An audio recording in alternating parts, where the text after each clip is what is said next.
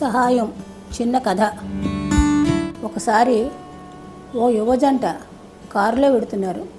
వాళ్ళిద్దరూ డాక్టర్లు.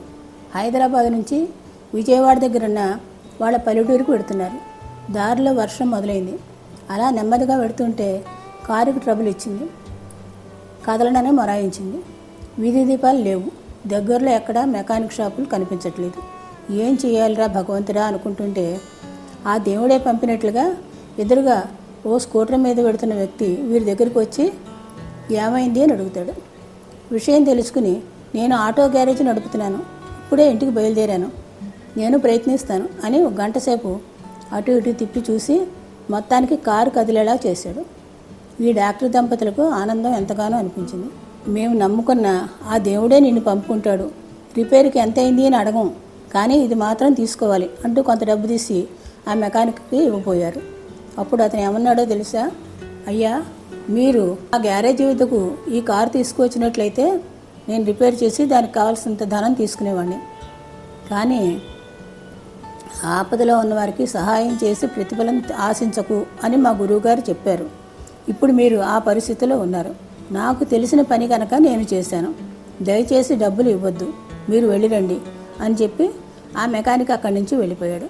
డాక్టర్ దంపతులు కూడా వాళ్ళ ఊరు వెళ్ళి తిరిగి హైదరాబాద్ వచ్చారు.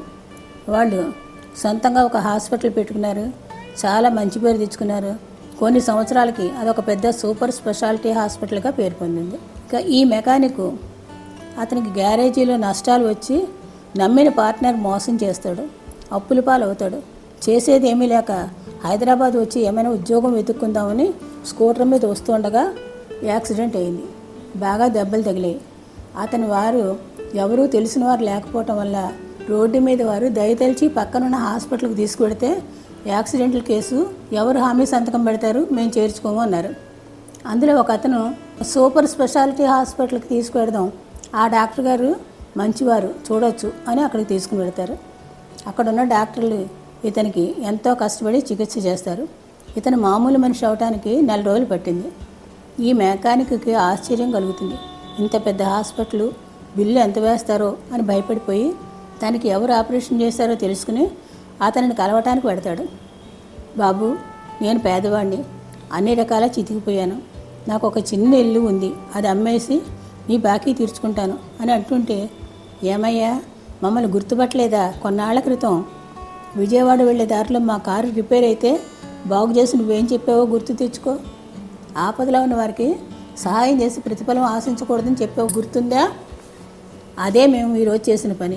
నీ అంతా నువ్వు రోగిగా మా హాస్పిటల్కి వస్తే ఇంత అవుతుంది అని బిల్లు వేసేవారు, కానీ ఇప్పుడు నీకు సాయం చేసి బిల్లు ఎలా వేస్తాం? వెళ్ళిరా, నీ ఇల్లు అమ్ముకోకు, ఏదైనా వ్యాపారం చేసుకోవడానికి కావాలంటే సాయం చేస్తాం అన్నట్లు. నీకు డ్రైవింగ్ కనుక వస్తే మా ఫ్రెండ్ కొత్తగా కారు కొనుక్కున్నాడు, అతని దగ్గర పనిచేద్దు కానీ అని చెప్పాడు. మనిషి సాయం చేసి ప్రతిఫలాన్ని ఆశించినట్లయితే మానవత్వం అన్న పదానికే విలువ ఉండదేమో. ఆపదలో ఉన్న సాటి మనిషికి మన చేతనైనంత సాయం చేద్దాం. చూసారా, సాయం చేసి ప్రతిఫలం ఆశించకూడదని తెలుసుకున్నాం కదా. మళ్ళీ ఇంకోసారి ఇంకో కథ చెప్పుకుందాం.